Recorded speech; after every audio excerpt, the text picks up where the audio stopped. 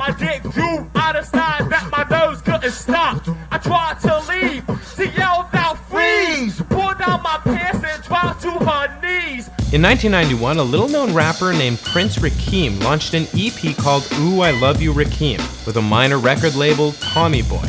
There's money to make and more girls to bag.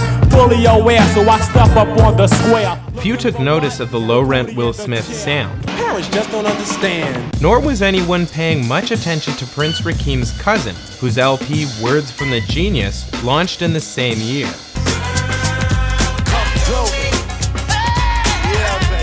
The cousins were, of course, RZA and GZA. Leaving their respective record contracts, they would soon unite with yet another cousin, who you may know as Old Dirty Bastard, to form a group called Force of the Imperial Master. They wouldn't get signed to a record contract, but their track All In Together Now would gain traction in the underground hip-hop world. RZA knew he was onto something. He would soon bring in 6 other relatively obscure rappers, 7 if you count Capadonna, which of course you shouldn't, to join him in a revolutionary project, a 5-year plan to turn a loose collection of unknown artists into rap stars, each with the opportunity to launch solo careers, side projects, even movies. RZA's plan was brazen, elegant, and innovative, but it was also a secret. No one was allowed to know what exactly they were signing up for. I want all y'all to get on this bus, RZA told them, and be the passengers, and I'm the driver, and nobody can ask me where we going. I'm taking us to number 1. Give me 5 years, and I promise that I'll get us there. Sure enough, he did just that. But how did he know he could? Why did it work? And let's be bold enough to ask what his crew could not when they agreed to join the Wu-Tang Clan. What's his plan?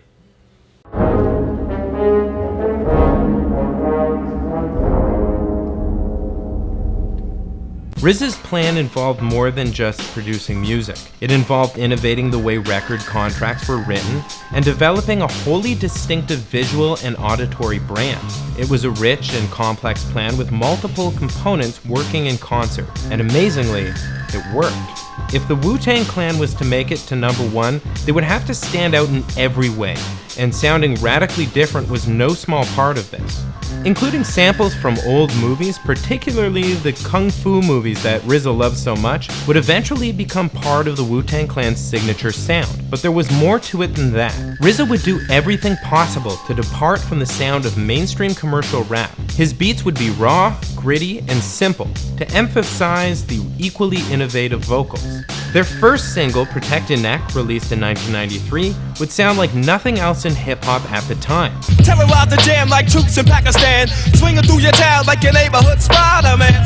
In the same year this song came out, the longest-running song on the Billboard's hot R&B hip-hop charts was Freak Me by Silk. Baby, don't you understand? I wanna be an estimate. Gross. But even the serious gangster rappers of the time sounded nothing like Wu-Tang. Here's Dre's Nothing But a G Thing, again from '93. It's like this and like that, like this and it's like that, like this and like that and Okay, obviously this song is awesome, but it's also conspicuously commercial, with sophisticated beats, fairly predictable vocal rhythms, and a mind-numbingly simple, catchy chorus. Here's Protect Your Neck again.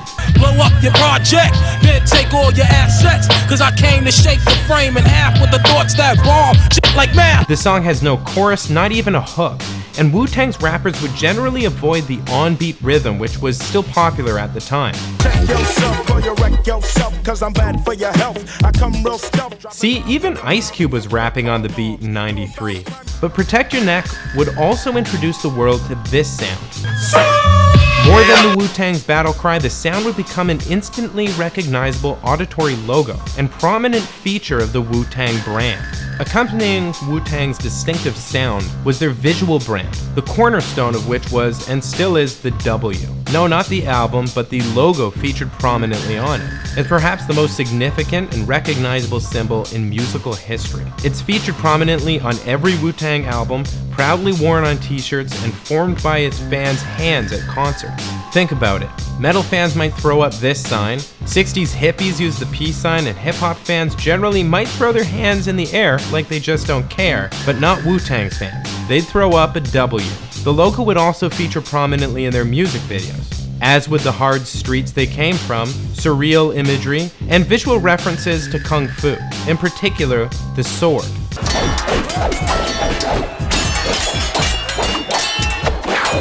The Wu-Tang derived their name from a fictional sword in one of RZA's favorite kung fu movies. You'd get good hit. My lord, you may know some Wu-Tang styles, but you'll never have learned this one. But the word sword would also come to allude to the craft of writing in the Wu-Tang Clan's parlance. In fact, language was another way in which the group distinguished itself. While like other rappers of the mid-90s and earlier, the Wu-Tang Clan borrowed from pre-existing slang, they also created a lot of their own. Take for instance, Raekwon's line, "Won't perform if I'm not lampable." This neologism is derived from the word lamp, and what do lamps do? They illuminate. So in this line, Raekwon is saying that he requires his lyrics to be insightful. There might be thousands of small examples I could pick out, and RZA's book, The Wu-Tang Manual, does a pretty good job of this. But the most obvious are probably Cream, used both for money and for the culture of capitalism, or Shaolin, used to describe their home of Staten Island, and once again a reference to kung fu movies. Adding to their distinctive lyricism was their shared beliefs in the 5% Nation, a relatively obscure offshoot of Islam started in 1960s Harlem by a guy named Clarence 13X.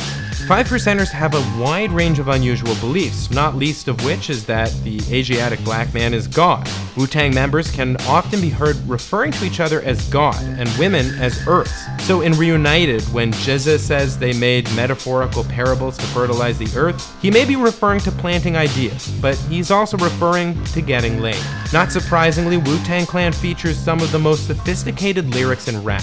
In terms of linguistic diversity, the group itself and 3 of its MCs represent 4 of the top 10 rappers of all time, a ranking that puts them well beyond the vocabulary of Shakespeare.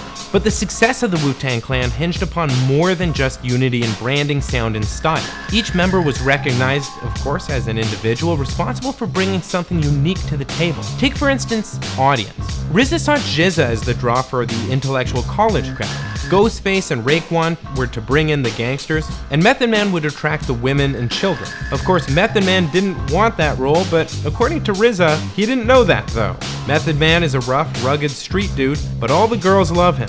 Whether or not Method Man supported or even knew about his role as the heartthrob, it would benefit him greatly. He would get his own self-named track, METHOD, man, and would be prominently featured in Wu-Tang Clan's hooks. Watch these rap niggas get all up in your guts. Prince Vanilla Butter Pecan Chocolate Deluxe. Cash rules everything around me. Cream, get the money.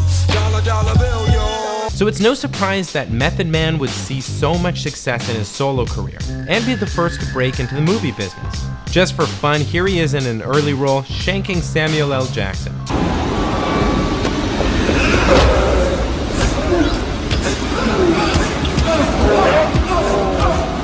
But Method Man wouldn't be the only Wu-Tang member with a successful solo career, and that was of course by design. Even while active with the Wu, members were encouraged to branch out. RZA wanted everyone to sign as solo artists with different labels, to spread the W to every nook and cranny of the music industry. In fact, while Def Jam offered Old Dirty a record deal, RZA had him turn it down, because they were also offering one to Method Man. In RZA's words, there's other labels that need to be infiltrated.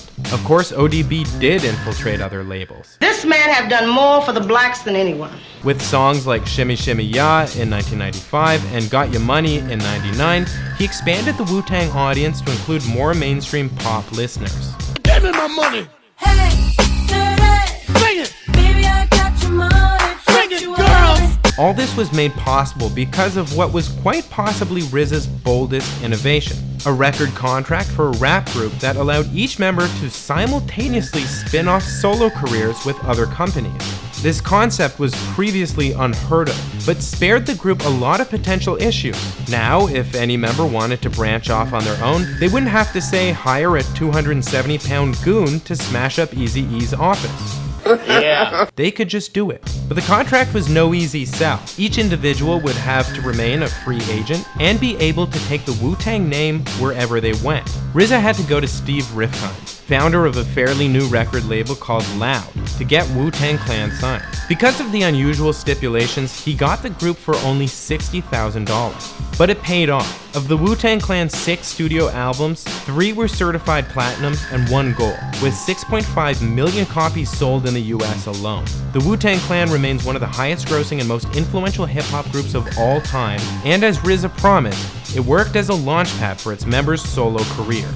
GZA's Liquid Swords would go platinum and garner critical acclaim, as would Raekwon's Only Built for Cuban Links and Only Built for Cuban Links 2. Ghostface's Iron Man, Supreme Clientele, and Fish Scale would earn him so much cash and respect that he could both buy this gold eagle bracelet and wear it publicly.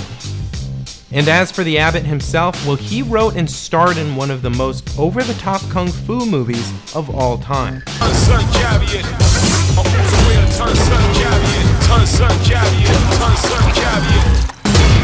And it got a sequel.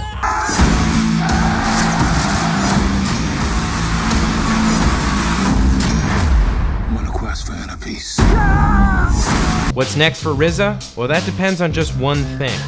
What's his plan? I don't know how y'all see it, but when it comes to the children, Wu-Tang is for the children. We teach the children.